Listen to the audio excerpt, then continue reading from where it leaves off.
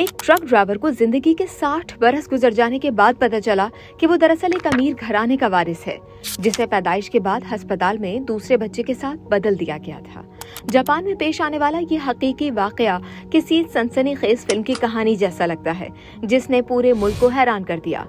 ये वाकया 1953 में टोक्यो के सैन एकोकाई अस्पताल में पेश आया। असल इंकशाफ तब हुआ जब उस अमीर खानदान के छोटे बेटों ने अपने बड़े भाई के रवैये पर शक जाहिर किया। मां के इंतकाल के बाद बड़े भाई ने न सिर्फ वालिद का हिस्सा अपने कब्जे में ले लिया, बल्कि उन्हें नर्सिंग होम भेज दिया गया। तब छोटे भाइयों को अपनी मां की वो बात याद आई जो उन्होंने मरने से पहले बताई थी कि पैदाइश के वक्त नर्स उनके बच्चे को नहलाने के लिए लेकर गई थी, और वो लम्हा हमेशा उन्हें अजीब लगा था। शक की बुनियाद पर भाइयों ने बड़े भाई के सिगरेट के टुकड़े जमा किए और 2009 में DNA टेस्ट करवाया। नतीजा देखकर सब दंग रह गए, क्योंकि वो उनके खानदान से नस्ली तौर पर ताल्लुक नहीं रखता था। तहकीकात के बाद अस्पताल के पुराने रिकॉर्ड से मालूम हुआ कि उस अमीर खानदान के बेटे को जिस बच्चे से बदला गया था, उसके बाद अस्पताल के रिकॉर्ड की जांच पड़ताल से ये खानदान उस ट्रक ड्राइवर को तलाश करने में कामयाब हुआ। वो अब एक गरीब ट्रक ड्राइवर बन चुका था। उसने अपनी सारी जिंदगी गुर्बत में गुजारी थी। बचपन में ही बाप का साया उठ गया था।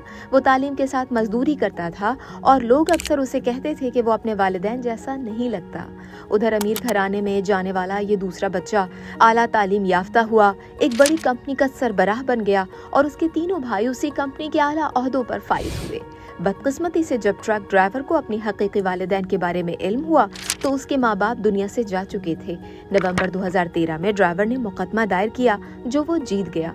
टोक्यो की अदालत ने फैसला सुनाते हुए अस्पताल को हुक्म दिया कि वो उस शख्स को 3 करोड़ 80 लाख येन यानी तकरीबन $2.5 लाख ज़र तलाफी के तौर पर अदा करे। अदालत के जज ने फैसले में कहा कि ये शख्स अपनी पैदाइश के फौरन बाद वालिदैन से जुदा कर दिया गया, उनसे कभी नहीं मिल सका और ये एक नाकाबिले तलाफी नुकसान है।